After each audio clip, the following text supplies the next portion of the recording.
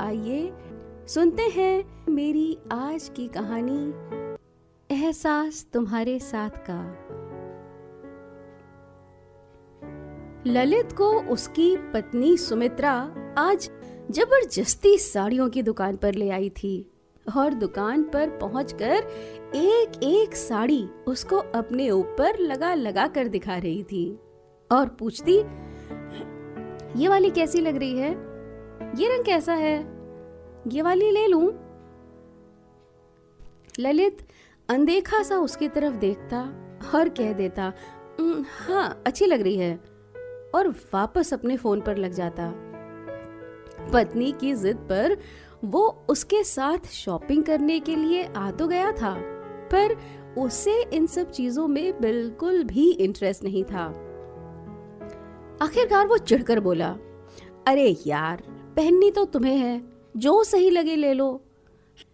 इतना कहकर वो उठकर जाने लगा। तभी बगल से एक आवाज आई, भैया वो सी ग्रीन वाली साड़ी खोल के दिखाइए। सुनते ही ललित थम गया। ये वो आवाज थी जिसे वो जिंदगी में कभी भूल नहीं सकता था। उसकी नजरें अपने आप ही उस तरफ घूम गईं। देखा, थोड़े भारी शरीर वाली एक औरत जिसने बहुत ही सुंदर गुलाबी रंग की साड़ी पहनी हुई थी और बालों को बांधकर एक बड़ा सा ढीला सा जूड़ा बनाया हुआ था, शायद अपनी किसी दोस्त के साथ साड़ी खरीदने आई थी। पीछे से देखकर तो ललित को लगा कि उसने इसे पहले कभी भी नहीं देखा है, पर वो आवाज नहीं, उस आवाज को पहचानने में उसे धोखा नहीं हो सकता। ललित वापस बैठ गया और अपनी पत्नी सुमित्रा से बोला, सॉरी यार, हाँ बताओ कौन सी साड़ी तुम्हें पसंद आ रही है। उसकी पत्नी खुश हो गई। उसने पसंद करके अलग रखी हुई 3-4 साड़ियां निकाली और दुकानदार से बोली, भैया ये सारी साड़ियां आप प्लीज पूरी पूरी खोलकर जरा दूर से दिखाएंगे। ललित बैठा तो था साड़ियां देखने के बहाने, पर नजरें टेढ़ी करके कनखियों से बार बार उस औरत का चेहरा देखने की कोशिश कर रहा था। तभी उस औरत का फोन बजा, जिसे निकालने के लिए वो अपने पर्स की तरफ मुड़ी जो ललित की तरफ रखा था। वो तो ललित की एक्स गर्लफ्रेंड रूबी ही थी। ललित के होठों पर मंद मुस्कुराहट आ गई। आखिर मैं इस आवाज को कैसे मिस कर सकता हूँ। 5-6 साल हो चुके थे उससे अलग हुए। उसको इस तरह देखकर मन किया कि उससे किसी तरह बातें करने का मौका मिल जाए, पता तो चले कहाँ है, क्या कर रही है, किस हाल में है। ललित के मन में ढेरों सवाल एक साथ ही उमड़ने घुमड़ने लगे। ललित का शायद वो लकी डे था। थोड़ी ही देर में रूबी की फ्रेंड ने उससे बोला कि सुनो यार, देर हो रही है, मुझे थोड़ा अर्जेंट जाना है। आज एक्चुअली हम लोग का ना रात को थोड़ा घूमने का प्रोग्राम था, तो प्लीज मैं चलूं? रूबी ने कहा, इट्स ओके, मैं मैनेज कर लूंगी। रूबी को वहां अकेला देखकर ललित दिमाग के घोड़े दौड़ाने लगा। शायद कोई तरकीब सूझी होगी, तभी उठकर 2 मिनट के लिए बाहर गया और वापस आकर सुमित्रा से बोला, सुमित्रा, मुझे एक अर्जेंट काम आ गया है, तुम साड़ियाँ पैक करवाओ, मैं पेमेंट कर देता हूँ और फिर मैं तुम्हारे लिए कैब बुला देता हूँ। तुम घर चलो, बस मैं 1 घंटे में पहुँच जाऊँगा। सुमित्रा ने बोला, हाँ ओके, वैसे भी बच्चे बहुत देर से घर में अकेले हैं, मुझे जल्दी घर पहुँचना चाहिए। ललित उसे दुकान के बाहर से सी ऑफ करके जब वापस आ रहा था, तो उसने देखा कि रूबी भी अपना पेमेंट करके अपना शॉपिंग बैग लेकर बाहर की तरफ निकल रही थी। उसने आगे बढ़कर रूबी का रास्ता रोक लिया। हेलो रूबी, कैसी हो? पहचाना नहीं क्या? पहचान तो रूबी भी उसे चुकी थी, पर अब इतने साल बाद जिंदगी के इस मोड़ पर आकर एक दूसरे से बात करना उसे शायद बेकार लग रहा था। उसने छोटा सा आंसर दिया, हाँ ठीक हूँ, ओके चलती हूँ, थोड़ा जल्दी में हूँ, बाय। पर ललित ने फिर 2 कदम आगे बढ़कर उसे रोकने की कोशिश की। रूबी रुको ना, थोड़ी देर कहीं बैठकर कॉफी पिए प्लीज यार, थोड़ी देर बैठकर बात कर लोगी तो क्या बिगड़ जाएगा तुम्हारा। वैसे भी ललित और रूबी के बीच ऐसी कोई भी बड़ी बात कभी भी नहीं हुई थी जिसके लिए वो एक दूसरे से बात ना करें। बस उन दोनों के स्वभाव एक दूसरे से विपरीत थे और फिर धीरे धीरे बिना बोले ही एक अंडरस्टैंडिंग सी हो गई कि उन दोनों ने अपने अपने रास्ते अलग कर लिए।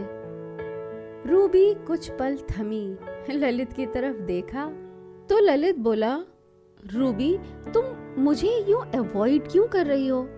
मैं तुमसे थोड़ी देर बैठकर बात ही तो करना चाहता हूँ। क्या फायदा ललित? रूबी रुकने को तैयार न थी। अरे क्या फायदे नुकसान को साइड में रखकर हम 2 पुराने परिचितों की तरह बैठकर बात नहीं कर सकते? एक दूसरे से अलग होने के बाद न जाने ललित को रूबी किन मौकों पर याद आती थी और न जाने रूबी उसे किस तरह याद करती थी। रूबी अब भी हिचकिचा रही थी। ललित मैं अब शादीशुदा हूँ और तुमसे किसी भी तरह की बात। शादीशुदा तो मैं भी हूँ और for your very kind information बेहद सुखी शादीशुदा। एक 3 साल का बेटा और 6 महीने की बेटी भी है मेरी। क्या तुम्हें शादीशुदा लोगों से बात करने की मनाही है? न जाने क्या सोचकर रूबी शायद अब कुछ सहज हो गई थी। उसके भाव में थोड़ी सी तसल्ली दिखाई दी। बोली, कहो क्या बात करनी है? ललित बोला, चलो कहीं बैठकर कॉफी पीते हैं। कॉफी शॉप में बैठकर ललित ने पूछा, क्या लोगी? चाय। एक छोटा सा उत्तर दे दिया उसने और उसकी नजरें इधर उधर डोलने लगीं। शायद आई टू आई कांटेक्ट करने से बच रही थी। उसकी हिचक को देखकर ललित ने थोड़ी सावधानी बरतते हुए बात शुरू की और बोला, तुम्हें अचानक इतने दिनों बाद यूं दुकान पर देखा तो मुझे लगा कि हमें बात करनी चाहिए। आखिर हम इतने सालों तक। उसकी बात को बीच में ही काटकर रूबी बोली, साफ साफ बात करो ललित, क्या बात करना चाहते हो? वो शायद ललित को पुरानी कोई भी बात छेड़ने देना ही नहीं चाहती थी। वेटर टेबल पर चाय रखकर चला गया। रूबी ने अपना कप उठाया और चाय पीने लगी।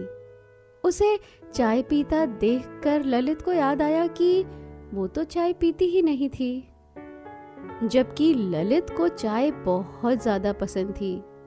तब ये बात उसे गवारा नहीं थी कि वो उसकी पसंद को पसंद ना करे। उसे चाय पीता देखकर ललित बोला, तुमने चाय पीनी कब शुरू कर दी? रूबी के चेहरे पर हल्की सी मुस्कुराहट छा गई। बोली, शादी के बाद। दरअसल मेरे हस्बैंड को बहुत पसंद है, उन्हीं के साथ रहते रहते आदत हो गई। अब लगता है पहले क्यों पसंद नहीं थी। कहकर वो खुद ही हड़बड़ा गई। शायद कुछ पिछला याद आ गया था। फिर बोली, दिसंबर में 3 साल हो जाएंगे हमारी शादी को। ललित बोला, कोई नहीं, अभी नहीं, नेक्स्ट ईयर प्लान करने की सोच रहे हैं। उसने मुस्कुराकर जवाब दिया। मुस्कुराहट बता रही थी कि अब तक वो थोड़ी कंफर्टेबल हो चुकी थी। फिर कंपनी, करियर से लेकर शहर, सड़क, ट्रैफिक तक न जाने कितनी फॉर्मल बातें हुई। ललित खुश था कि अब वो नॉर्मल होकर बात कर पा रही थी। अब रूबी ललित से बोली, तुम्हारी वाइफ तो हाउसवाइफ ही होगी। ललित ने ठंडी सांस भरी। नहीं, शी इज वर्किंग। ओह, अफसोस सा जताते हुए रूबी ने बोला, आई मीन इट्स गुड। वो नीची नजरें किए चाय के खाली कप में चम्मच घुमा रही थी। शायद भीतर हो रहे मंथन की बॉडी लैंग्वेज थी। ललित जान रहा था कि वो क्या सोच रही होगी। कितनी बहस हुई थी इस बारे में उनके बीच। ललित चाहता था कि वो शादी के बाद हाउसवाइफ बनकर घर संभाले। सच, पहले उसे लड़कियों का बाहर नौकरी करना जरा भी पसंद नहीं था। उसे लगता था इससे घर और घर के लोग, खासकर बच्चे, इग्नोर होते हैं। उसकी भाभी ने करियर के चक्कर में भैया और घर की जो दुर्गति की थी, शायद उसी से ऐसे बीज पड़े थे मन में। मगर रूबी बेहद एम्बिशियस थी और उसके ऐसा कुछ भी कहने पर काट खाने को दौड़ती थी। तब ललित को लगता था कि उसका प्यार रूबी को बदल देगा या उसकी शर्तें उसे झुकने पर मजबूर कर देंगी। पर ना तो वो बदली और ना ही झुकी। किस जॉब में है तुम्हारी वाइफ? लंबे पॉज के बाद उसने पूछा। ये वो सवाल था जिससे ललित वाकई बचना चाह रहा था, क्योंकि इससे उसकी और खिंचाई होने वाली थी। वो बोला, वो एयर होस्टेस है एक प्राइवेट एयरलाइंस में। रूबी ने उसे ठहरी हुई विजयी नजरों के साथ देखा। होठों पर तैर आई हंसी जैसे उसकी हार का मजाक बना रही थी। फिर तो घर से बाहर भी रहना ही पड़ता होगा, रूबी बोली। हाँ, कभी कभी, ललित बोला। तब बच्चों को कौन संभालता है? तुम? स्वर व्यंग्यात्मक हो चला था। दरअसल उसके पेरेंट्स पास ही रहते हैं। मेरे टाइमिंग्स का तो कोई भरोसा नहीं, तब बच्चे उन्हीं के पास रहते हैं, ललित ने जवाब दिया। रूबी बोली, गुड। मुस्कुराहट में व्यंग अब भी बरकरार था। नजरें कह रही थीं, देखा, तुम्हें बदलना ही पड़ा। आखिरकार तुम गलत सिद्ध हो ही गए। अपने अपने आत्माभिमान में कभी उन दोनों ने एक दूसरे से रास्ते जुदा करने का फैसला किया था, पर अलग होने की कसक तो आज भी बरकरार ही थी। तुझे चाहा था, तुझे दिल में बसाया था, तेरा ही हो जाने का ख्वाब देखा था। जब जब बंद की थी ये आंखें मैंने, तेरा ही चेहरा बेहिसाब देखा था। उसने अधूरा छोटा सवाल पूरा किया। फिर तो मिनीज भी पहनती होगी। एयर होस्टेस की तो बड़ी ग्लैमरस जॉब होती है, खूब टिप टॉप ही रहना पड़ता होगा। ललित चुप रहने के सिवा और कुछ नहीं कर सका। यानी बदल गए हो तुम? तुम्हें तो ये सब बिल्कुल भी पसंद नहीं था। क्या सोचने लगे? रूबी अब उसकी सोच के दायरे में भी एंटर करना चाह रही थी। कुछ नहीं, बस यही सोच रहा हूं कि तुम भी कितनी बदल गई हो। जैसे चाय पीने लगी हो, मिनीज कैपरी छोड़कर सूट और साड़ी पहनने लगी हो। वैसे अच्छी लग रही हो आज साड़ी में। दरअसल इन लॉज साथ रहते हैं, इसीलिए टिपिकल बहू की तरह रहना पड़ता है। वो बहुत अच्छे हैं, मुझे बहुत प्यार और सपोर्ट करते हैं। वैसे उन्होंने कभी कोई रोक टोक नहीं की, मगर मुझे पता है कि वो अपनी बहू को ऐसे ही देखना पसंद करते हैं। बस इसीलिए। तुमको पार्टीज, डिस्को का बहुत शौक था ना? इन लॉज के साथ रहती हो तो जा पाती हो क्या? कहाँ, हस्बैंड को बिल्कुल पसंद नहीं।